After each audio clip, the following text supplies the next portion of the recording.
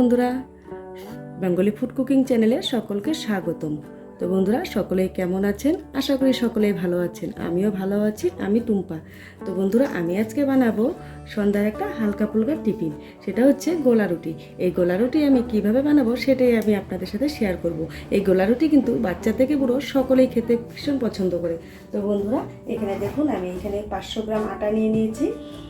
আর এখানে কিছু আলমন্ড মানে কাঠবাদাম আর হচ্ছে কাজু বাদাম কুচি কুচি করে আমি এভাবে কেটে নিয়েছি। আমি বেশি নিইনি, 4-5টা করে আলমন্ড আর কাজু বাদাম আমি কুচি কুচি করে কেটে নিয়েছি। এখন আমি দিয়ে দিচ্ছি এই কাজু বাদাম আর আলমন্ড আটা, দিয়ে দিচ্ছি এখানে চিনি। মিষ্টিটা আপনারা যে যেরকম খান সেই পরিমাণ অনুযায়ী দিয়ে নেবেন। এখানে আমি 6 চামচ চিনি ব্যবহার করলাম।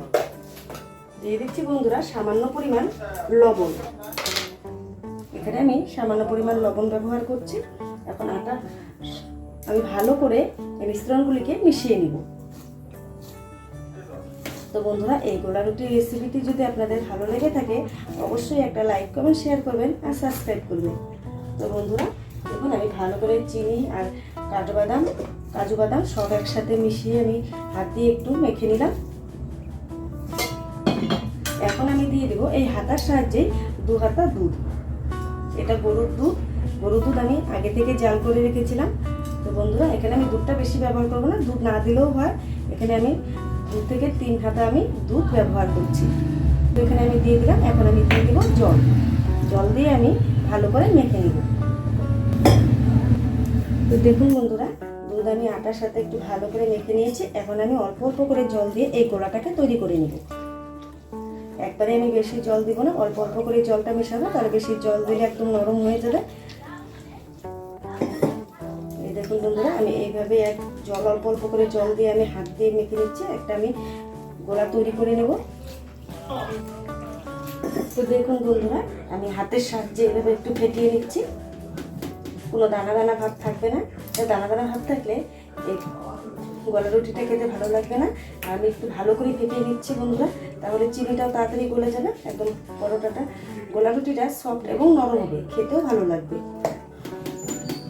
তো দেখুন বন্ধুরা, একটা গোলা আমি তৈরি করে নিয়েছি।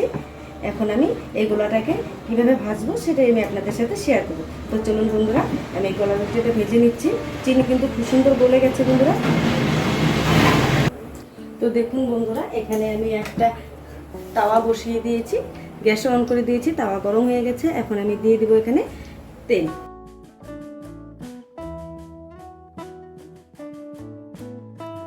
তো বন্ধুরা, আমি তেলটাকে চারপাশে ভালো করে লাগিয়ে নিচ্ছি, তাহলে আমি যখন গোলা রুটিটা দেবো সেটা লেগে ধরবে না, ভালো উঠে যাবে।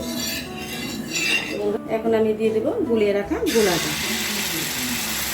তেলের পরিমাণটা একটু বেশি হয়ে গেছে বন্ধুরা, আপনারা তেলের পরিমাণটা একটু কমিয়ে দেবেন। হাতের সাহায্যে আমি চাটাকে ছড়িয়ে দিচ্ছি। এ সময় কিন্তু একটু লো হিটে দিয়ে নেবেন।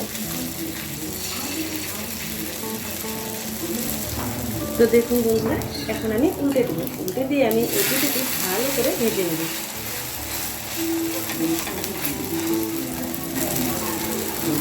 তো দেখুন বন্ধুরা, এই পিঠুকে আমি ভালো করে ভেজে নিয়েছি। এখন আমি একটা পাত্রে নামিয়ে নিয়ে আরও যে গোলাটা আমি তৈরি করে রেখেছি সেগুলোকে এইভাবে আমি ভেজে নেব।